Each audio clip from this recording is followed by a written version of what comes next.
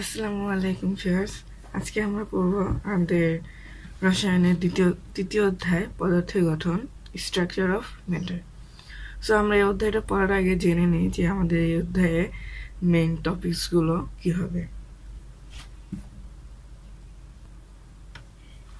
So আমাদের এই অধ্যায়ের মেইন টপিকস হলো, ফার্স্টে আছে আমাদের পদার্থের কণিকা, মানে পদার্থের কণা সম্পর্কে আমরা জানবো। এখানে পদার্থের কণিকা হলো আমাদের পরমাণুর কণিকা বোঝানো হয়েছে। এরপরে আসে আমাদের মৌলের প্রতীক, পারমাণবিক ও ভর সংখ্যাটা কি, পরমাণুর মডেল। আমাদের পরমাণুর মডেল দুইটা আছে, এটা হলো রাদারফোর্ড ও বোর মডেল। এরপরে আছে আমাদের ইলেকট্রন বিন্যাস। এই ইলেকট্রন বিন্যাসের কিছু ব্যতিক্রম আছে, সেগুলো আমরা একটু জানবো। এরপরে আমাদের হলো আইসোটোপ। এই আইসোটোপের মধ্যে আমরা কয়েকটা বিষয় ভালোভাবে জানতে পারবো। অবশ্যই তোমরা ভিডিওগুলো অবশ্যই দেখবে এবং ভালো লাগলে অবশ্যই তোমরা লাইক দিবে এবং ফ্রেন্ডদেরকেও বলবে, তাদের যেন হেল্প হয়। So isotope. এরপর হলো আমাদের আপেক্ষিক পারমাণবিক ভর বা পারমাণবিক ভর এবং আণবিক ভর বা আপেক্ষিক আণবিক ভর। এরপর আমরা জানবো তেজস্ক্রিয় আইসোটোপ এবং তেজস্ক্রিয় আইসোটোপ এর ব্যবহার। সো আমরা শুরু করি। আমাদের প্রথম যে টপিকটা আছে সেটা হলো আমাদের পদার্থের কণিকা। পদার্থের কণিকা বা আমরা এখানে পদার্থ বলতে পরমাণুর কণিকাকে বোঝাবো, পরমাণুর কণিকা। সো আমরা এসে এখন পরমাণুটা কি।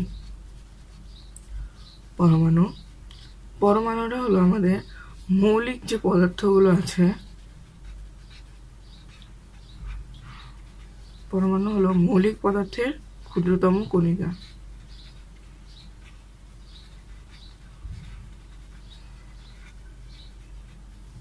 মৌলিক পদার্থের ক্ষুদ্রতম কণিকা। তো আমরা অবশ্যই মৌলিক পদার্থ কি যৌগিক পদার্থ কি সেটা জানি। মৌলিক পদার্থ হলো যে পদার্থ ভাঙলে ওই পদার্থ ভিতরে অন্য কোনো পদার্থ পাওয়া যাবে না। আর যৌগিক পদার্থ হলো দুই বা ততোধিক পদার্থ মিলে হলো আমাদের একটা যৌগিক পদার্থ গঠিত হয়। সো পরমাণু হলো মৌলিক পদার্থের ক্ষুদ্রতম কণিকা। সো আবার এই পরমাণু এখানে দুই বা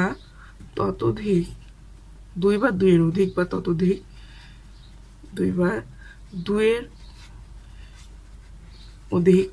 দুইয়ের অধিক পরমাণু মিলে আমাদের অনুগঠিত হয়। দুইয়ের অধিক পরমাণু মিলে আমাদের অনুগঠিত হয়। সো আমরা এখন জানি যে পদার্থের কণিকা কতগুলো। সো আমাদের এই পদার্থের কণিকাটা হলো তিনটা।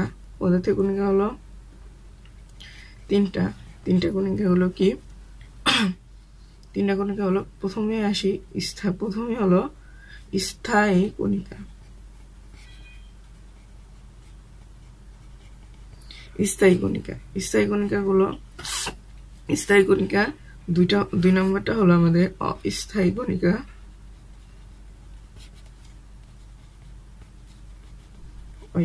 কণিকা। এবং তিন নম্বরটা হলো আমাদের পজিট্রনের মধ্যে হলো আমাদের ডিউটেরন।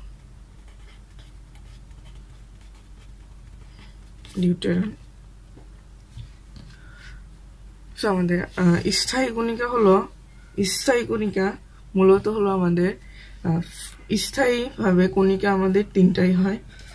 স্থায়ী কণিকা তিনটা। প্রথমে হলো আমাদের হলো পরমাণুর কণিকা বা পদার্থের কণিকা হলো তিনটা, সেটা হলো আমাদের স্থায়ী কণিকা, অস্থায়ী কণিকা এবং পজিট্রন। এবং এই স্থায়ী কণিকা আবার তিনটা স্থায়ী কণিকাগুলো কি, সেগুলো ফার্স্টে হলো আমাদের ইলেকট্রন, প্রোটন এবং নিউট্রন। ইলেকট্রন, প্রোটন এবং নিউট্রন। পরমাণুর স্থায়ী কণিকা হলো তিনটা। এই তিনটা কণিকা হলো আমাদের ইলেকট্রন, প্রোটন এবং নিউট্রন।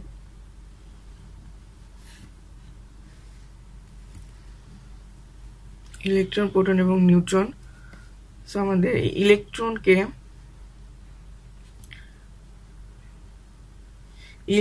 আমরা প্রকাশ করতে পারি স্মল ই দ্বারা।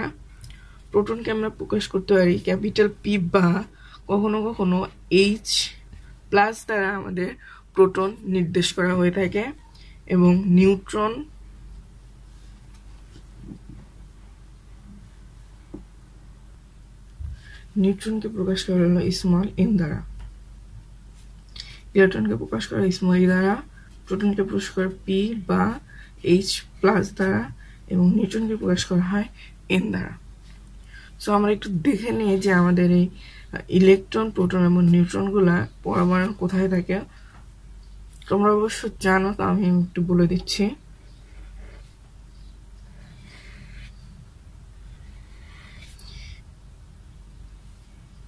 পরমাণু হয়, আমার বৃত্তটা সেরকম হয়নি, আমি চেষ্টা করেছি আঁকার জন্য। সো এর যদি আমাদের পরমাণু হয়, সো আমাদের পরমাণুর কোথায় কোথায় ইলেকট্রন, প্রোটন এবং নিউট্রনগুলো থাকবে। সো প্রথমে আমাদের যে কেন্দ্রটা আছে, কেন্দ্রে এখানে থাকবে হলো,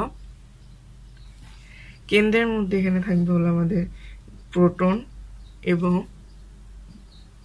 কেন্দ্রের মধ্যে এখানে প্রোটন এবং নিউট্রন, প্রোটন এবং নিউট্রন এবং ইলেকট্রনগুলো আমাদের এই যে বাহিরে যে আছে, বাহিরে এখানে থাকবে ইলেকট্রনগুলো এখানে থাকবে। এখানে হলো নিউট্রন আর প্রোটন কেন্দ্রের মধ্যে এবং বাইরে থাকবে আমাদের ইলেকট্রন।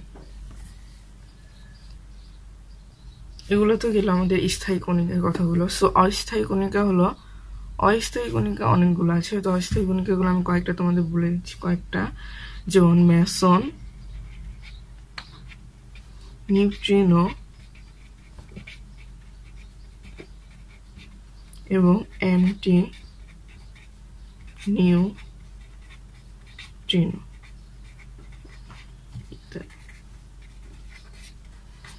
অস্থায়ী কণিকা অনেকগুলো, সো তোমাদের জাস্ট মেসন, নিউট্রন এবং অ্যান্টি নিউট্রিনো, এগুলো মেসন, অ্যান্টি নিউট্রিনো, এগুলো তোমরা সম্পর্কে আরো পরে একটু খুব ভালোভাবে জানতে পারবে। সো এখন জাস্ট মনে রাখো যে অস্থায়ী কণিকাগুলো মেসন, নিউট্রিনো এবং অ্যান্টি নিউট্রিনো। তো আমরা যে স্থায়ী কণিকা পড়লাম, ইলেকট্রন, প্রোটন এবং নিউট্রন, এই ইলেকট্রন, প্রোটন এবং নিউট্রনের তো আবিষ্কারক থাকে। আমাদের বিজ্ঞানে যাই পড়ি না কেন, সবকিছু পিছনে কিন্তু একটা আবিষ্কারক থাকে। আমাদের যে পরমাণু নিয়ে একটা ইতিহাস আছে। পরমাণু নিয়ে হলো আমাদের যে গ্রিক দার্শনিক ডেমোক্রিটাস আছে, তিনি প্রথমে বলেছিলেন একবার যে পদার্থের এমন একটা কণা আছে যেটা অবিভাজ্য, ভাগ করা যাবে না, এবং সেটার নাম দেন তিনি অ্যাটম। কিন্তু তখন তিনি পরীক্ষা করেন নাই। সো পরীক্ষা করা ছাড়া যদি কোনো কথা বলা হয়, সেটা কিন্তু আমাদের বিজ্ঞানীরা বিশ্বাস করতে চান না। তো পরে সেটা আবার, এই যে পরমাণু, সেটা পরে আবার 1803 সালে বিজ্ঞানী জর্জ ডাল্টন তিনি আবার পরীক্ষা করেন এবং মতবাদ দেন যে হ্যাঁ, আসলে পদার্থের একটা কণা আছে যেটা অবিভাজ্য। সেই পদার্থটার নাম দেয় তিনি, ওই ডেমোক্রিটাসের সম্মান অনুসারে তিনি নাম দেন অ্যাটম। অ্যাটম অর্থ হয়ে যায় তখন পরমাণু।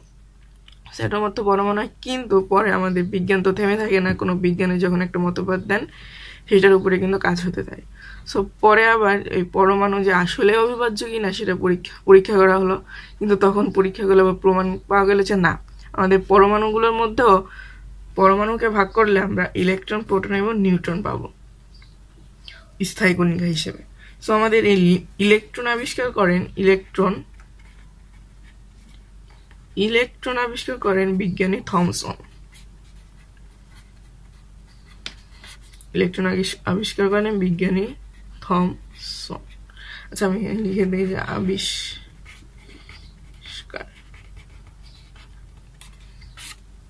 সো বিজ্ঞানী ইলেকট্রন আবিষ্কার করেন বিজ্ঞানী থমসন,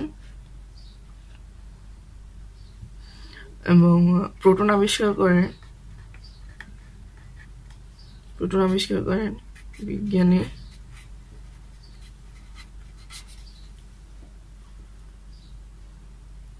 বিজ্ঞানী রাদারফোর্ড। নিউট্রন আবিষ্কার করেন বিজ্ঞানী চ্যাডউইক। ইলেকট্রন আবিষ্কার করেন বিজ্ঞানী থমসন, প্রোটন আবিষ্কার করেন বিজ্ঞানী রাদারফোর্ড, নিউট্রন আবিষ্কার করেন বিজ্ঞানী চ্যাডউইক। তো আমাদের যে আবিষ্কারকগুলো আছে সেগুলো আমরা একটু সহজভাবে মনে রাখার চেষ্টা করি। তো সহজভাবে মনে রাখার জন্য সহজ উপায় আছে। সেই সহজ উপায়টা কি? সেটা হলো ইট, পরে নিচে, ইট পরে নিচে। এই যে ই দিয়ে আসলো আমাদের ইলেকট্রন, ট অর্থাৎ টি, টি দ্বারা আসলে আমাদের বিজ্ঞানী থমসন, বিজ্ঞানী থমসন। পি দিয়ে আসলো আমাদের প্রোটন, আর দিয়ে আসলো আমাদের রাদারফোর্ড, এন দিয়ে আসলো আমাদের নিউট্রন, এবং চ দিয়ে আসলো আমাদের চ্যাডউইক। অর্থাৎ ইলেকট্রন আবিষ্কার করেন বিজ্ঞানী থমসন, প্রোটন আবিষ্কার করেন বিজ্ঞানী রাদারফোর্ড, নিউট্রন আবিষ্কার করেন বিজ্ঞানী চ্যাডউইক। এই হলো আমাদের মূলত পদার্থের কণিকা বা পরমাণুর কণিকা।